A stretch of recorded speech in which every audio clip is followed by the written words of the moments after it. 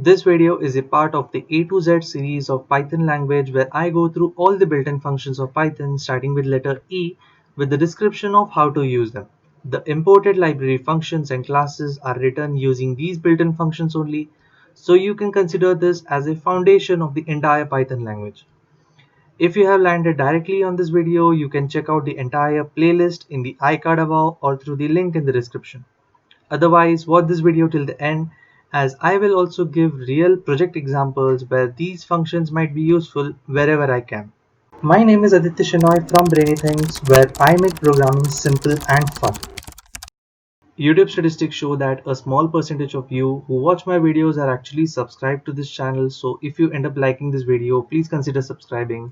It's free and you can always change your mind in future. The first function is the enumerate function. This function takes one required parameter which should be an iterable or a custom object that supports iteration.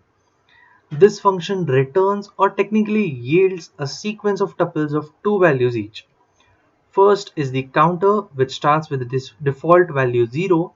Second is the element in the iterable that we pass to the function.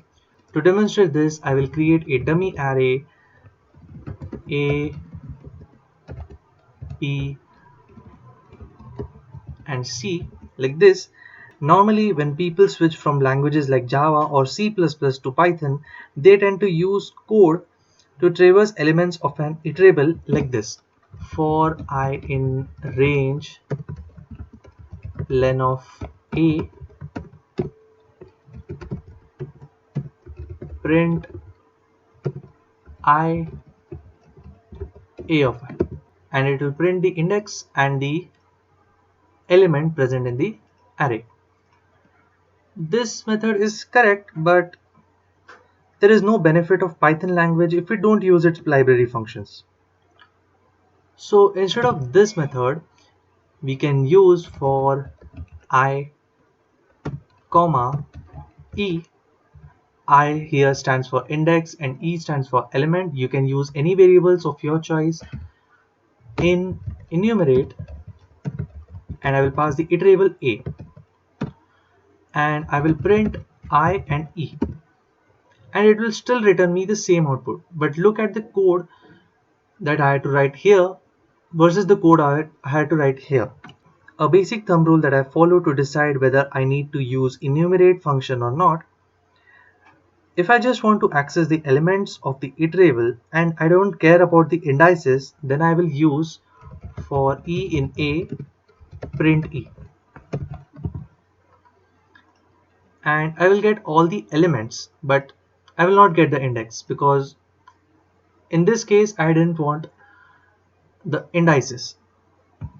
But if I want just the access of the indices and not the elements, so I will use for I in range len of A,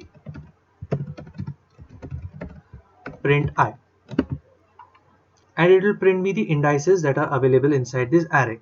And when I need to access both elements and indices inside the same loop, then I will go with enumerate function like this.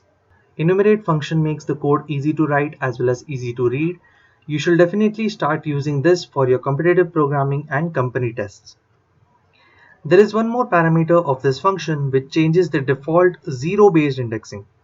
Most of the time you will not need to change this, but some applications will require say 1 based indexing. So for using this, you will pass a second parameter start equal to say 5. And as you can see, the indices has started with index 5 instead of index 0. The next function is the eval function. This function evaluates the string expression that is passed to the function and returns the value of the expression. So if I use eval function like this and I pass a string of say 5 plus 2, it will return me the calculated value, that is the evaluated value of this string, that is 5 plus 2 is 7.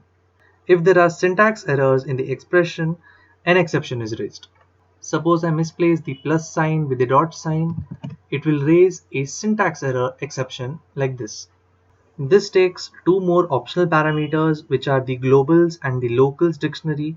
You can use these parameters to customize the amount of variables these eval function has access to. By default, it will contain the global and local scope variables where the eval function is called. So if you are calling this eval function inside a function, it will have access to all the local variables that are initialized inside the function. This function can also take code objects returned by the compile function. So I will initialize a code variable and I will call the compile function. I will pass the same string 5 plus 2, empty file name, and eval compile mode. And if I pass this code object inside the eval function, it will return me the same output. If you are unfamiliar with the compile function, check the video of the letter C where I have demonstrated this function in depth. The video is linked in the iCard above. Eval function can be used to create a calculator or a Python compiler application in which users enter code expressions. The next function is the exec function. It is very similar to the eval function. It also takes a string of code lines which we need to execute. Exec is string containing our code, so I will pass a equal to 5, new line, b equal to 2, new line, print a into b. And as you can see, it has executed all three lines of code, that is a equal to 5, b equal to 2, and print a into b, which results into the printing of 10 over here. You will use this function instead of eval function when you have a bunch of lines of codes like this to execute and not expressions to evaluate.